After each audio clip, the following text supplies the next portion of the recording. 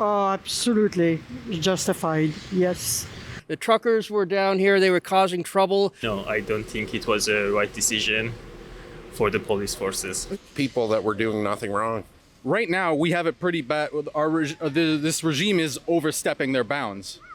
But who's to say that the next will not be worse?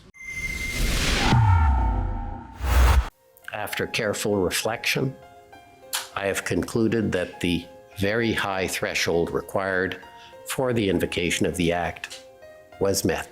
When the decision was made to invoke the Act on February 14th, 2022, Cabinet had reasonable grounds to believe that there existed a national emergency arising from threats to the security of Canada that necessitated the taking of special temporary measures.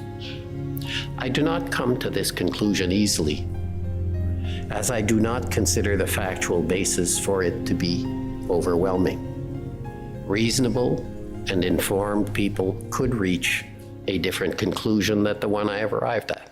So here, Alexa for Urban News, and I'm in Ottawa, in front of the building where was held the Public Order Emergency Commission on the invocation of the Emergencies Act that was invoked by Justin Trudeau on the 14th of February 2022 to dismantle the peaceful demonstration that took place in Ottawa for about 3 weeks in front of Parliament Hill. So for the people who don't know what I'm talking about, a peaceful demonstration took place by many different convoys who started at different places in Canada. Lots of truckers came together with their supporters against the mandate about the vaccination. They came in Parliament to ask the government to stop and to lift all mandate and have back their basic freedom. Unfortunately, Mr. Trudeau did invoke the Emergencies Act to dismantle that peaceful demonstration. And as you know, this law gives more tool and power to the government and the law enforcement to dismantle the convoy. They can freeze bank account, they can tow car away, they can seize your license plate and way more. So today we heard the verdict. The invocation of the Emergencies Act was justified by the inquiry, and we are here today to ask the citizens of Ottawa if they are agreeing with that ruling and why, and also if that will have repercussion for the future. Let's check it out. Today, the Public Order Emergency Commission stated that the very high threshold to invoke the Emergencies Act was met. He found that what we experienced last year was a national emergency that threatened the security of Canadians. Our job as a government is always to keep people safe, and invoking the Emergencies Act was the necessary thing to do to remove the threat and to protect people. We've all been through a lot over these past years. Canadians have been stressed, faced real financial challenges, and lost loved ones. Many people came to Ottawa because they were hurting and wanted to be heard. In our country, everyone has the right to protest peacefully. Do you agree that it was justified? Yes, in my own humble opinion, because the truckers were down here, they were causing trouble, and it's not just in the protest way, but the truckers are representing companies. No, I don't think it was a right decision for the police forces. I had nothing wrong. If the judge decides, who am I to? Oh, absolutely justified, yes. Because there was no end to it anymore, so needed to do something. Oh, no, definitely not. Why would you invoke peaceful protests on peaceful protests? That's what we're supposed to be able to do, right? Oh, because we've been told to do things unnecessarily without any proof for God knows how long. They've been suppressing real information. When people actually know real information, try and say it to other people and demonstrate it downtown, they get told they're crazy when they're the ones who are actually, on the right side, where people can do what they want until they're actually maybe interfering with other people's enjoyment, but no one was interfering with anything. It was just more of, hey, we're here, we're trying to get our voice out. And then you saw little old ladies get knocked over by horses. I think it sets a very bad precedent.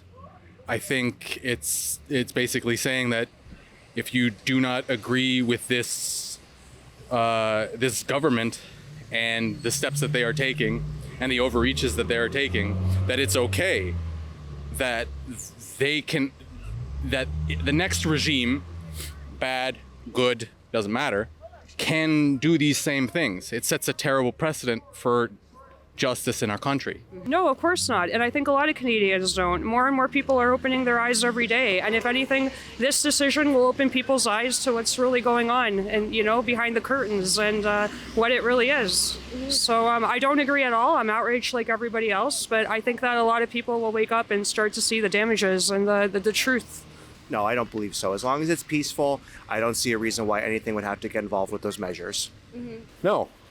Why? Not at all. Well, because it was to the extreme measures to get rid of the people that were doing nothing wrong. Yes. Why? I just believe in vaccinations. So. But you agree that giving more tool to size bank account and toy truck and use power and force against citizens, it's okay? Yeah, I'm not really as up on that as, I can't really speak to that. No. Why?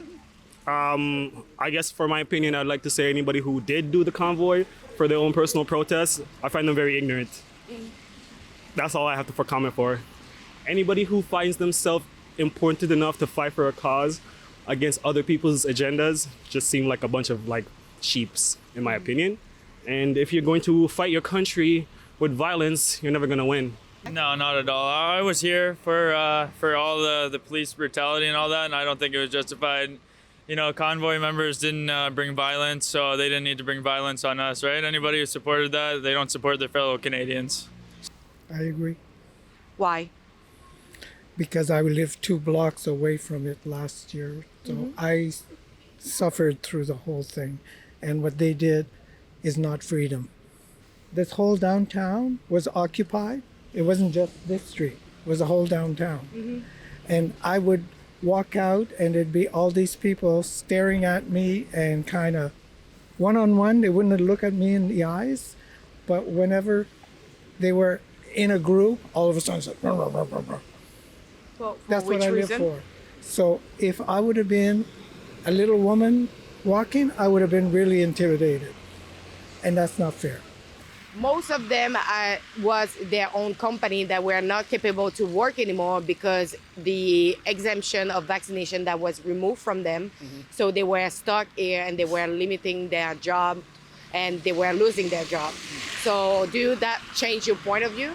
Not really. I mean, if the vaccinations were needed in order to stop the pandemic, had everybody taken their vaccinations, if everybody had followed the rules to begin with, we could have ended this basically plague, for want of a better term, a year or 2 ago. Instead, I'm stuck here having to wear this. I had my 3 shots, but I still have to wear this for fear that I might get somebody sick. Do you think it was a French minority that was in Ottawa? Well, I did hear that there was a lot of white supremacists in there, and I'd like to think Canada has a very minority of white supremacists. So, what do you think it will have as an impact for the future to have justify that Emergencies Act and for the freedom of protest? And Well, I think my knowledge in this in the future is not very good.